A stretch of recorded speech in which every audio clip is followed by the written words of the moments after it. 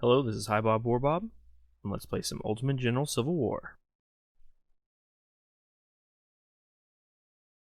Yeah, the screen just went black. Should be good now. Okay. So, welcome back. We are playing the second part here, and this one, the name of the game is fall back, hold with your units for a second, and then immediately just turn tail and run away as soon as your reinforcements get there, basically. You don't want to take any more losses in this second half than you have to. You don't really get any opportunities, at least not right off the bat, to actually get into position to like surround the enemy units. They just keep coming at you from the front, so you're just going to lose men. You're not going to gain that much experience, and I think your experience is better if you just run in little circles the whole time instead. It is easier to get like a full wipe and more captures if you keep your guys on this side of the river, but at the same time, who really cares? It just doesn't matter. I did find that keeping your skirmishers back from the front line and then popping them into the fortifications once the enemy gets close enough for your regular units to shoot while they're back a bit can be a good way to get like a 1-2 punch on them. And then you can always pull your skirmishers back out and leave them behind the line. And since they have shorter range than your opponents do, it's the only way to get them in range without the enemy already being in range. If that makes sense. Yeah, and the thing about the skirmishers, they do quite well in the fortifications. They do seem to do quite well. I don't know if it's the fact that they get that extra reload speed or what exactly it is, but detached skirmishers do exceptionally well. Non-detached skirmishers do rather well. The detached skirmishers don't seem to do any different than just a regular infantry unit to me. They're so tiny, they seem to do okay. I mean, they seem to do all right, but it's infantry that in the vanilla game did so horrible, because I think we lost our perks. If you put an infantry unit into the fortification, it actually lost its perks in vanilla. It still does. Even in the UI mod, it still does. The difference is that he buffed the fortifications, basically. So yeah, to make up for the fact that you don't get your perks, he buffed them. You don't get your perks, though, with detached skirmishers either. So it means that... I thought we did. Nope. No perks with detached skirmishers, no perks with fortifications. Either one. Yeah. Well, there's some kind of penalty that our infantry units could not fire volleys in fortifications. Yeah, it does seem like they don't. They fire like half volleys or quarter volleys, so it's like not all the men fire, is what it felt like. Yeah. So it's like a penalty to the length of time they get to attack for, or something. I don't understand what it is. But I've tested every fortification in the game at some point, and there are only a handful that are good. Who knows why? Mary's Heights. Those fortifications are evil. I've gotten like 3 or 4K kills with a single unit on Mary's Heights. It is so good. So good. Yeah, that's a good one. All of the ones across the front line at Mary's Heights are like that. And then you go to these other places and you're like, these are trash. Like, how is Mary's Heights so good? And it's just that it's a unbroken line of fortifications that really actually works, instead of it being like most places where, like here, you have one fortification there, you have one fortification over there, and nothing in between them. Well, how do you actually keep yourself from getting flanked? This Parrot unit right here, that guy that's called Parrot, would just flank it instantly, and you would just lose, period. Like, there's no way that he would let you get away with that for any length of time. And it's like not fair at all to fortifications. And I use that against them all the time. I'm not going to lie. I abuse the fact that fortifications get flanked all the time. But whenever you're the player and you have the choice, almost always you should choose to not be in fortifications. Yeah, I always considered them death traps. I can remember playing Gaines's Mill, back in the early days and taking those fortified positions at Gaines's Mill as the Union. I don't know if you've played it yet as the Union, I have but they are not. you will lose half your army on Brigadier General in those fortifications. They are absolutely dreadful. That You'll is, be you'll be lucky to save half of your army and still pull out a victory. it's And crazy. that's not how, I mean, it's a fortification. I mean, it should be a huge advantage to be in them, but no, death trap. It might not be that way on the UI mod though, because he has made quite a few changes to that. And see, I'm losing men on my front line here, and it's just not worth it. I don't. That's why I get out. I'm just like, no, I'm done. I don't want to deal with this anymore. But those skirmishers did pretty good. Got a good volley in there. I was pretty happy with. Racked up a few kills and barely used any of the red bar even. So Yeah, I like this strategy. This is a good idea. Just get your infantry out of there and call it good. See you in camp. I like that. yeah, and you don't need them here to hold the line. Zook and the 3 infantry you get are plenty of men. The only time you need more men is whenever you start going out after them. But see, they won't even attack me if I have all these men here. They're just like, nope, won't attack. And then I put a skirmisher away, and then they'll charge from halfway across the map, and you're like, really? And then, of course, you can just break off a skirmisher again, and instantly they will stop right in the range that you want them. Yeah, and I have no problem with maximum levels of cheese in this battle. Like, this battle deserves all the cheese that players can throw on it. It's just. Did you notice that? Did you notice that cheese? Yeah, that was excellent. No, I'm gonna wait till he gets exactly where I want him, and then.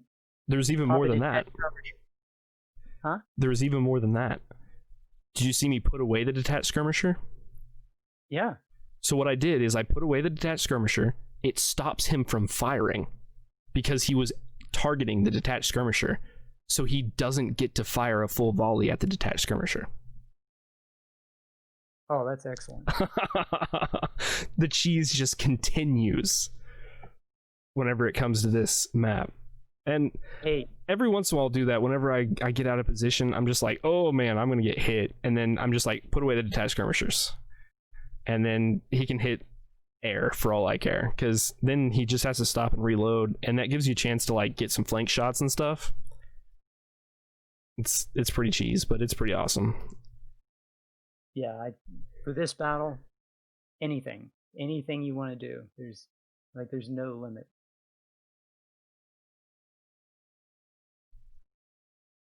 Man, I get like a bunch of shots on that guy and it still only does like 20 kills. It's like, what on earth? Yep. Those skirmishers just don't take damage. That's all there is to it. It's hard to do damage to skirmishers, especially this early. Well, depending on how you play, if you build, like, the Union gets incredible artillery. So if you have a skirmisher unit comes up and you target a bunch of Union artillery at it, you can inflict some damage on him. And I'll do that, depending on how I'm playing. My current playthrough as the Union, I'm building almost all infantry units. But once you start building Union artillery, I mean, you're going to be surprised how many 20-pound parrots you're going to end up with as the Union. Yeah, I noticed that like after first bull run, you end up with like 8 if you bought the 3 before first bull run. I'm like, man, you already have a battery of 8 20-pound parrots like after first bull run? Like, that's not even fair. Oh, you've seen nothing. I mean, you're going to have 20-pound parrots and 24-pound howitzers across 4 cores if you want it. And yeah, if what I tend to do now is I tend to make my artillery and snipers out of 3-star infantry units. So I end up with all these 3-star 20-pound parrot units. Yeah. That just dominate the battlefield. That is a way to do it, for sure. You're going to be surprised. how many good weapons you get as the North, how many men you get, how much money you get. I was definitely Not surprised about the weapons. I looked at this next, like after First Bull Run, you get like 4K Harper's Ferries. I'm like, yeah. I didn't even have Harper's Ferries to buy until like after is it Stones River that you finally get Harper's Ferries, or is it after Fredericksburg that you get Harper's Ferries finally? I think that it's pretty. Yeah, and you're just like, I get them after First Bull Run. Like this is just crazy.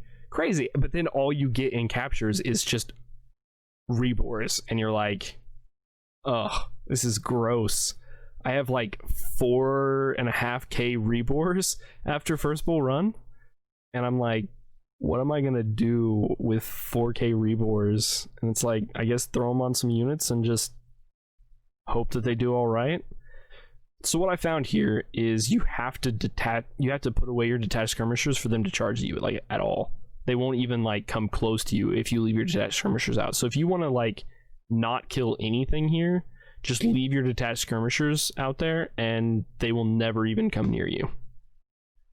But that leads to it not being any fun at all. So I go ahead and it's because of that whole double line thing. They just detaching skirmishers and like putting them like with your infantry just breaks the charge logic of the AI straight up. They will not charge you, period. It doesn't matter. The AI sees a detached skirmisher as an infantry unit, right? Not as a detached skirmisher. So the AI is saying, well, there's a double line of infantry here. I have no chance of winning this. When in reality, it's a tiny infantry unit with a minuscule and helpless detached skirmisher of 98 men that can easily be crushed. So look at that guy. Just runs right up. It's beautiful. Nice. Oh, and then he doesn't stop. And I'm like, oh, okay. Well, this is going to go great.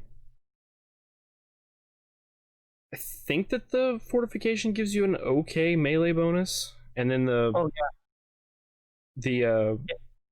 my artillery routes them pretty good too, so. Yeah, the melee bonus is good. Yeah, as a Union, you don't want to be bashful about firing canister to support your infantry, because you'll take less damage than you will if you lose the melee.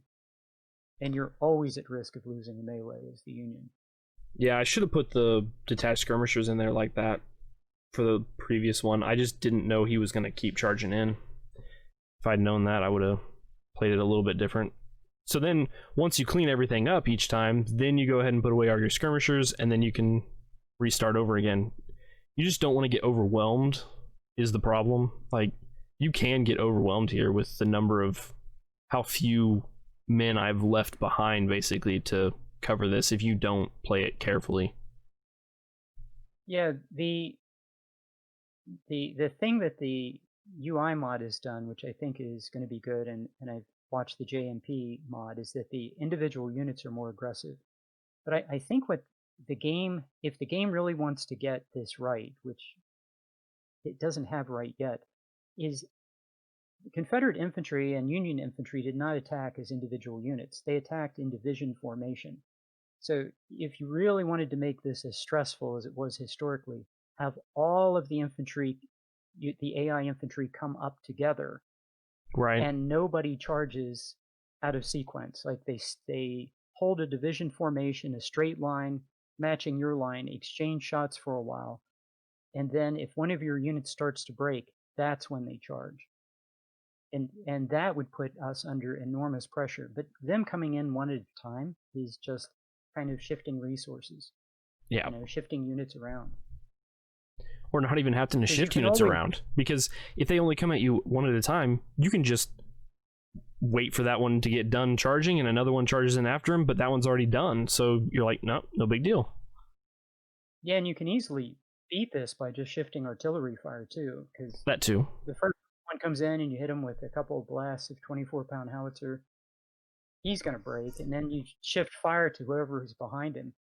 But if all these guys would keep division formation and charge at once, we couldn't do all that. We'd be stretched. We'd be under enormous pressure everywhere. Right. Or and I think Panda's implemented some of that in the rebalance by basically once one guy decides to charge, like in an area around that unit, it tells all of them, if you think even remotely that you could win this, you should charge too. Is basically what it like adds a large multiplier to their charge calculation that then makes them charge with more units as well, which seems to be racking up the difficulty on rebalance as well, which is good. Like that's a good bit. And you can't detach skirmishers in the rebalance if you're within rifle range of the enemy, which is more realistic. So yes, it is. But being able to set up like that, and I'd still be able to set up just like I have been and do a lot of the things that I have been. Problem is that the detached skirmishers just don't do any damage in the rebalance is more the problem there. Well, I think what I would do, because I haven't played the rebalance, is with that restraint, I would detach skirmishers and put them behind my line to convince the enemy just to move. Because that's what I used to do with them before I found all the different glitches. Is just put them behind my infantry, so in the event that my infantry gets into melee, I don't have enemy units routing to the rear of my army. So it's just to convince the enemy when he retreats to go away, the same way he charged. And really, that should be part of the game. Yeah. The enemy should always retreat exactly the same way he charged, not, no enemy unit's going to charge into the rear of the enemy lines. They definitely shouldn't. This just doesn't make any sense when that happens. No, it's not like it's empty back there. There's a lot of stuff back there. Yeah. So. And I mean, if it was like he was still charging, like if he told the unit to charge at like your artillery unit that's behind your infantry, and your unit breaks and his unit doesn't, I get why he gets to your artillery. But if he charges, he breaks, and then somehow still goes through your men all the way back to your infantry, back to your artillery, that makes no sense at that point. And every single person who's had that happen has been angry about it because it's unimmersive. You just know it's wrong. Yeah. And I mean, wasn't there a comment on Reddit about that? I'm like sure there has been. Just I mean, like it's every just week. like, oh my goodness. It's just so ridiculous whenever these kind of things happen. The worst is, I mean, by far, the worst is actually just the invisible cav. Yeah. That's definitely the worst. I've actually had it happen like once or twice with skirmisher unit, but only very rarely has that ever happened to me with a skirmisher unit. Yeah, it's almost always with Cav, and when you play the Union, it'll happen at Fredericksburg. Always does. Fredericksburg. And also at Georgia Railroad, guaranteed. You'll see it at Georgia Railroad, you'll see it at Fredericksburg. Worst one on the CSA is Stay Alert. Ugh, that is just terrible. I have nightmares about Stay Alert, I'm not gonna lie. I just had to play it again, and I got like the best result I've ever gotten, and I was like on just a single run, and I was like, wow, that was great. But I definitely I missed one of the cav units on the first little bit, and he snuck past and got all the way back, all the way behind my line before I even realized he was back there. And I was like, I've already swung my gate to like keep him out from back there. I didn't realize when I'd gotten behind, and had to run a unit all the way back just to hunt him down and kill him. And I'm like, oh my goodness, that's such a waste of time. Still ended up doing okay, but it's just those cav units, whenever they do that, are just the worst. Yeah, I remember when I first started playing this game, I played these battles over and over and over again. I don't do that anymore. I don't have the patience for it, because I've played these so many times that I pretty much just shoot through them just as fast as I can, one after another. I'm a little jealous of that, I'm not gonna lie. I have had a couple moments where I really wanted to just shoot through and not worry about anything, and I just absolutely failed at, like, just the ability to just not worry about the little things. I start worrying about all the little things that I did wrong, and then I'm like, I could do better, and it just gets to a point where I play battles so many times that it's like, what am I even doing at this point? I should just be done with it. So now that they're all low on men, I'm like, oh, I can bring my units over now. They're all routing every 5 seconds, and I can use these skirmishers to keep my units from taking much damage. And that's really the whole thing that you want to avoid, is just taking damage. So, and they're running like all this way. I'm not going to let them rest even. Just keep them running. It's not like they're going to lose anything from that. Shatter another one. Yeah, he was doomed. He was down to 200. Yeah. I don't think that I capture any more than like 1, maybe 2 units here. So there is some room definitely for improvement on captures for sure, but it just doesn't matter that much. You don't miss out on maybe 600 men. Now, it's important to keep the eye on the goal, and the goal of this battle is to get out of it. There is no other goal. Just get to the camp. Well, with as many men as you can. And part of that is captures, because you can get up to 1,000 men with captures. Yeah, it's true. Yeah. So that is part of the goal, because I mean, all you get out of here with is like 1,500, even if you take almost no casualties. 1,600 maybe. So getting an extra 1,000 men in captures is a bit. I mean, obviously they're raw recruits, so they're not that great, but they're still men. Oh, this is a numbers and dollar game through Shiloh. Shiloh is a really tough battle. Most people run out of ammo at Shiloh, so you have to have 2 full supply wagons. And basically, to get through Shiloh, you have to conserve all the cash that you possibly can and have low losses and get as many men into the army as possible. And if you do that, Shiloh, well, I just played it on Brigadier General. I'm trying to run an experiment. How big can I build the army? But, you know, I'm exchanging rep for men, which you don't need to do at all on the Union campaign, but I'm doing it just to see how big an army I can build. And if you do everything, you know, min-maxing, you can make Shiloh pretty easy. And you're going to find for the Union campaign that the challenge is up through Malvern Hill. And then once you get out of Malvern Hill, the difficulty level goes down quite a bit. Yeah, I'm trying to decide what I want to do about that, because I really don't want the difficulty level to go down. So well, the challenge for you is to keep pouring all of these terrible recruits into units and get experience. I mean, that really is the challenge for the Union, building up a massive army or a strong army, capable army for Richmond. But Richmond is much easier than Washington too. Yeah, and I didn't have any problem with Washington. I took maybe 30,000 casualties at Washington out of 248,000 men I brought. Yeah, my army was huge. Yeah, well, it's going to be bigger here. Yeah, you're going to have a. I should hit 300,000, I think. Yeah, it'll be a close, but it should be pretty darn close. I'm trying to decide myself whether or not I want to do like what you're saying and go for